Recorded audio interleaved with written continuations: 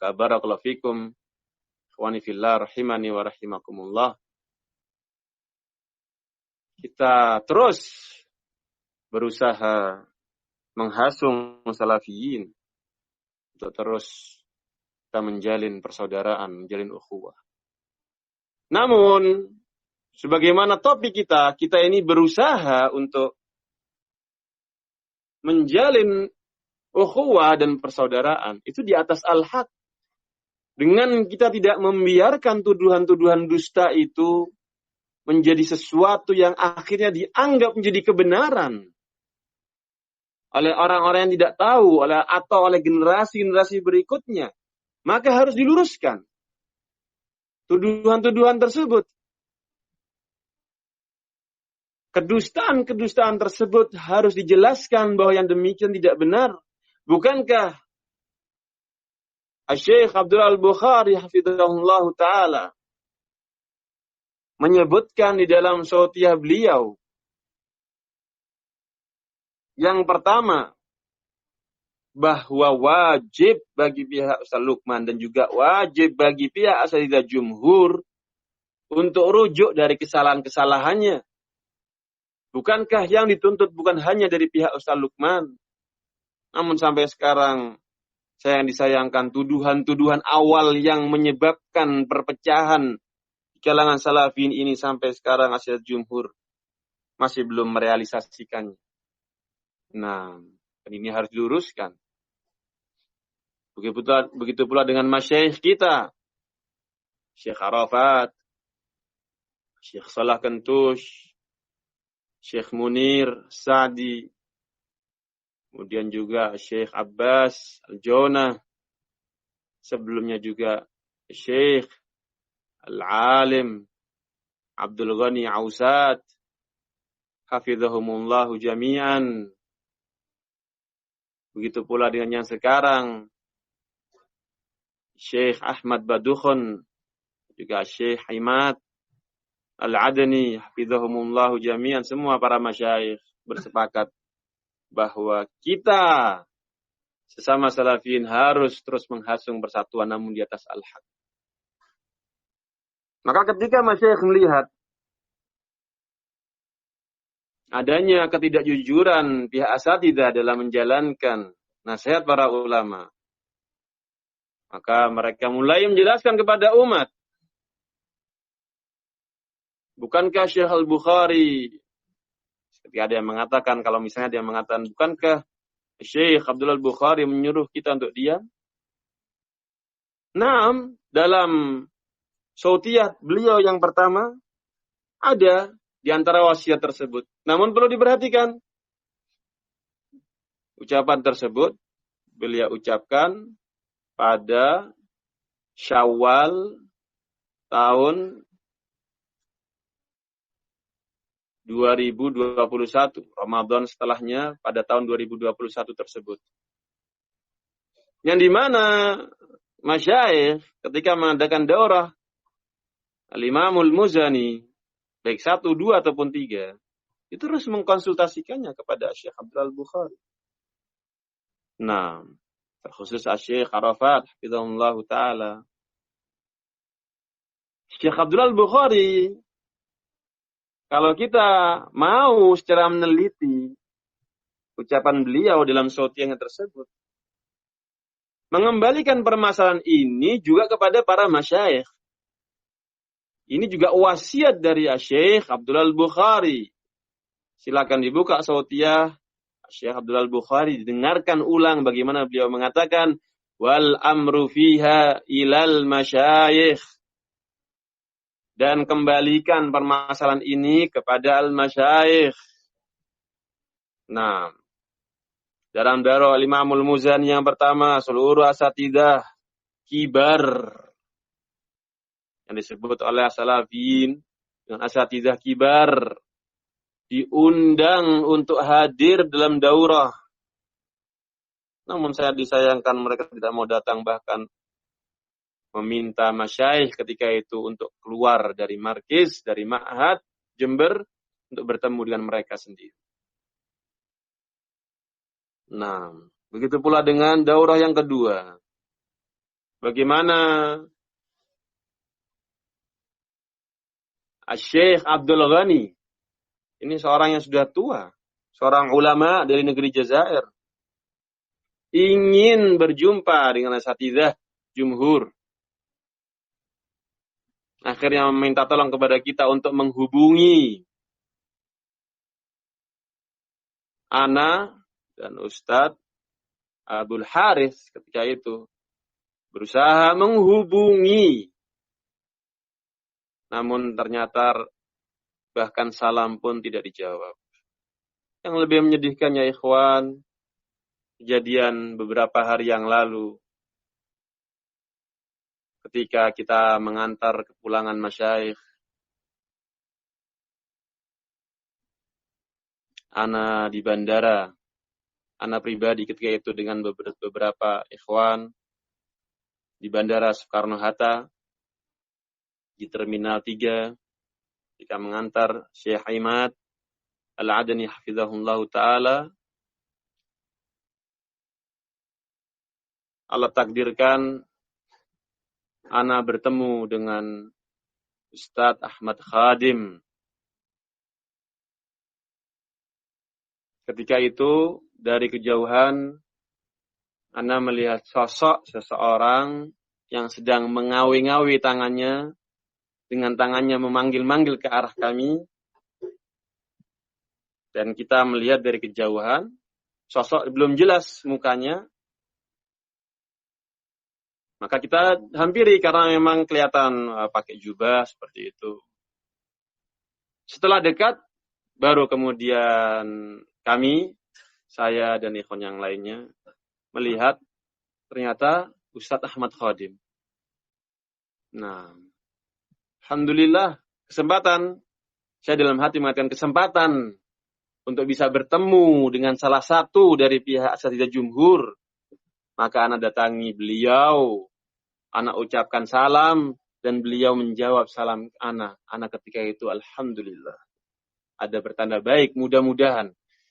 Karena sebelumnya sekian salam ana di dalam WA Japrian tidak pernah dibalas sama sekali. Nah, ana bersalaman, mengucapkan salam, kemudian ana sampaikan kepada beliau bahwa di situ ada Syekh. Tafadhal bertemu sebentar. Namun yang disayangkan respon yang sangat menyedihkan. Respon yang seolah-olah orang yang hendak didatangi atau orang yang kita ajak untuk beliau mendatangi adalah orang biasa yang tidak memiliki kedudukan. Beliau langsung mengatakan, lanjut. Saya ulangi lagi kepada beliau, Ustaz, Syekh, jangan terlalu tunggu. Lanjut. Sungguh sedih ketika itu hati. Melihat respon bagaimana salah seorang masyayikh kita diperlakukan seperti itu. Minimalnya kalaupun memang betul tidak bisa ketemu sebentar saja bersalaman, mungkin kita sebagai orang Indonesia pun memiliki kebudayaan yang baik. Titip salam atau yang lainnya. Ini sungguh dengan ucapan. Lanjut. Artinya beliau menyuruh ana dan beberapa ikhwan yang bersama ana untuk terus. Jalan sana.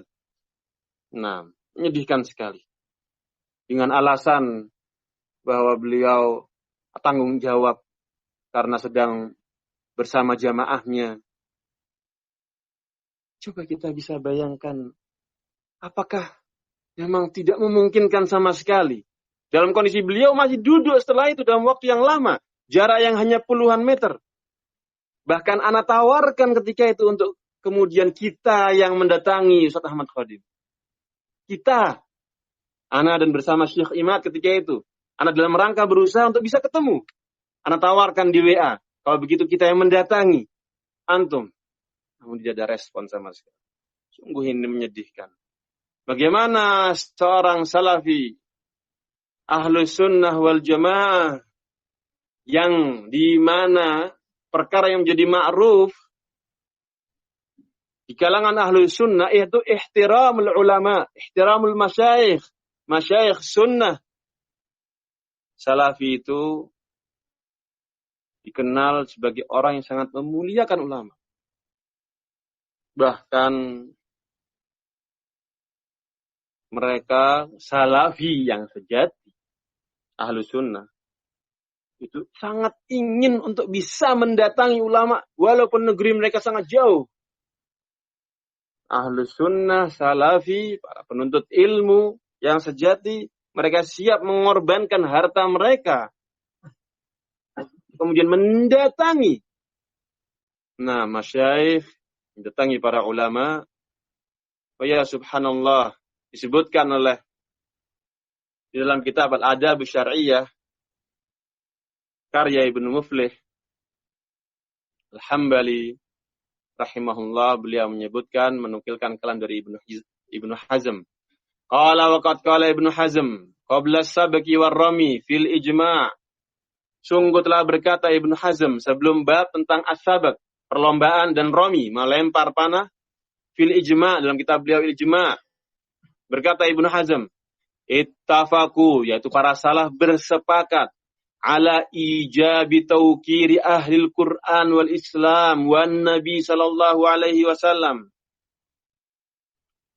Mereka para ulama, para salaf bersepakat wajibnya menghormati ahlul Qur'an wal Islam wan Nabi sallallahu alaihi wasallam. Qala wa kadzalika al khalifah wal fadil wal alim. Bersepakat untuk menghormati juga, yaitu khalifah, pemimpin, dan juga orang yang fadil, dan juga seorang alim. Kemudian Ibnu Muflih rahimahullah melanjutkan kalamnya setelah menukilkan ucapan Ibnu Hazm. Qala wa dzakara ba'du Syafi'iyyah fi kitabihi Fatihatil Ilmi. Disebutkan oleh sebagian ulama dari mazhab Syafi'iyah dalam kitabnya Fatihatul Ilmi, anna haqqahu akadu min haqqil walid li'annahu sababun litahsilil hayatil abadiyah wal walidu sababun lihusulil hayatil faniyah wa ala hadha tajibu ta'atuhu wa tahrumu mukhalafatuhu wa adhunnuhu sarraha bidzalik wa yanbaghi an yakuna fima yata'allaqu bi amril ilmi la mutlaqa wallahu a'lam. Selesai penukilan dari Ibnu Muflih rahimahullah.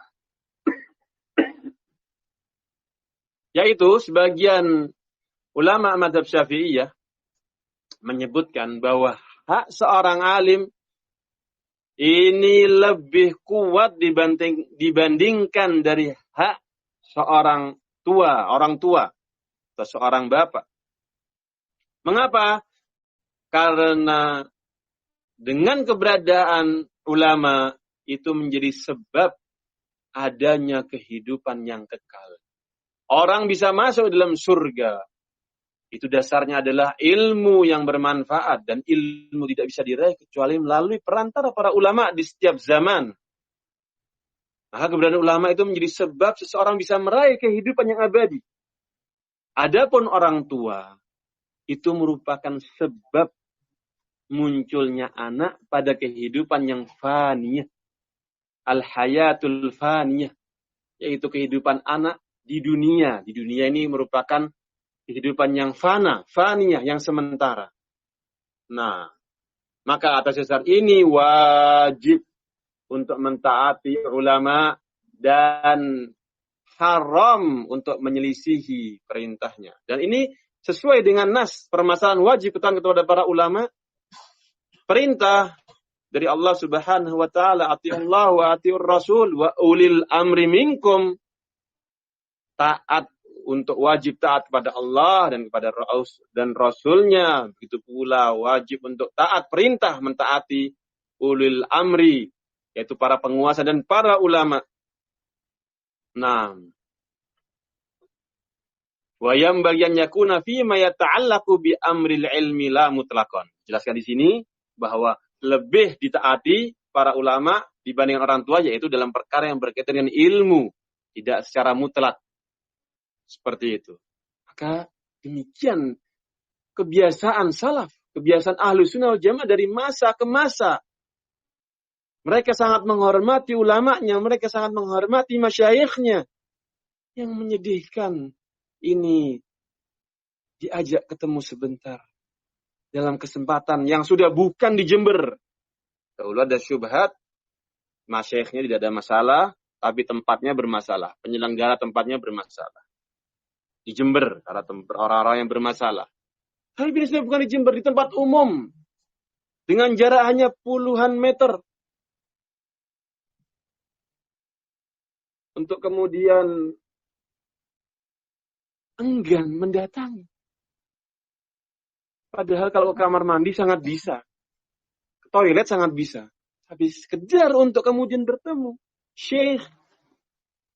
Dengan jawaban yang seperti itu sungguh sangat miris. Menyedihkan sekali. Di hadapan ikhwah. Nah, bagaimana kita bisa membayangkan apakah betul yang demikian ini akhirnya orang yang betul-betul menghormati para masyayikh, para ulama? Apakah demikian kondisi orang yang mengklaim bahwa mereka bersama ulama untuk kemudian bertemu sebentar atau minimalnya titip salam? Nasallallahu salamul afiyah, karena memang waktu yang sudah terbatas. Kita cukupkan sampai di sini. Sekali lagi terus kita menghasut. Sungguh kita sangat mengharap asatidzah bertaubat dan rujuk. Yang untuk demikian itu kemudian kita kembali bersama-sama menjadi ukhuwah di atas al-haq. Sampai sekarang pun kita masih terus berharap untuk bisa tercapainya ukhuwah dan persatuan di atas al-haq wa bil haq. Nasallallahu salamah. Kita cukupkan sampai di sini. Wallahu alam bisawab. Sallallahu ala nabiyyina Muhammad wa ala alihi wa sahbihi wa sallam.